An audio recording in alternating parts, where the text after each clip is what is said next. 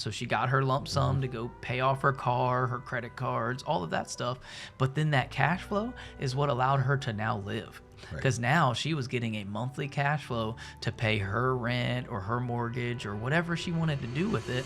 Back to real estate, what is your favorite strategy to buy a house, like purchasing strategy? Because you like creative financing. I love what is financing. like your favorite way to buy a house? So I love subject to, where you're assuming someone else's mortgages, and I love creative finance, owner finances.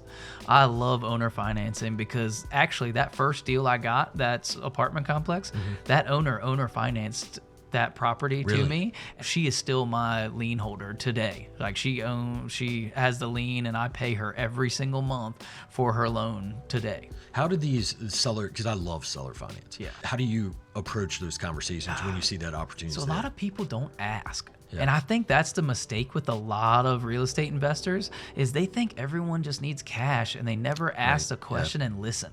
A lot of times these older investors, they don't need cash, but they have lived, especially when they've lived their entire life off of cash flow. And now you're just going to pay them a one lump sum, and now they get no more cash flow, to where a lot of them love keeping that cash flow, but now relinquishing the responsibilities of the property, to where now I'll take over the problems, the responsibility, everything. You just collect a check every month because you earned it. Right. And people don't ever ask that. To where when I go in, I give you a cash offer and a terms offer. I never usually say seller financing or owner financing, because in people's heads, for some reason, that just clicks a switch and it turns them off when you say seller or owner financing. Like they have to do something. To where I tell them, hey, I will do a terms offer and a cash offer. And they're like, oh, what is a terms offer? And now I automatically have them questioning what it is. To where it allows me to go into a more elaborate state and explain to them how we can break it down. And the best part about a terms offer, it can be adjusted to your lifestyle or your life in general. It can be cashed out in 2 years, 5 years, 10 years, 20 years. Like it's one of those to where you can make it really whatever you want to make it. A lot of people are like, well, it has to be 30 or it has to be 1 year. Correct. It has to be, it could be whatever within the bounds of legalities. It could be whatever you and that other person come up with. Like if I have a seller that's 90 years old, we're not going to do a 30-year loan. Well, Correct. He's going to be gone 20, 30 years before that. To where if I have a seller that's 90, we're either one talking about who is inheriting those payments, because I actually have done it before with 30-year loans.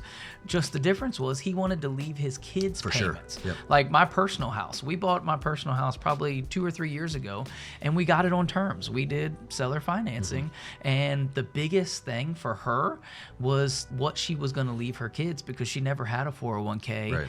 When her husband passed away, they didn't have any of those retirement buckets in place, to where I was able to give her a nice down payment. So she got her lump sum to go pay off her car, her credit cards, all of that stuff. But then that cash flow is what allowed her to now live. Because now she was getting a monthly cash flow to pay her rent or her mortgage or whatever she wanted to do with it.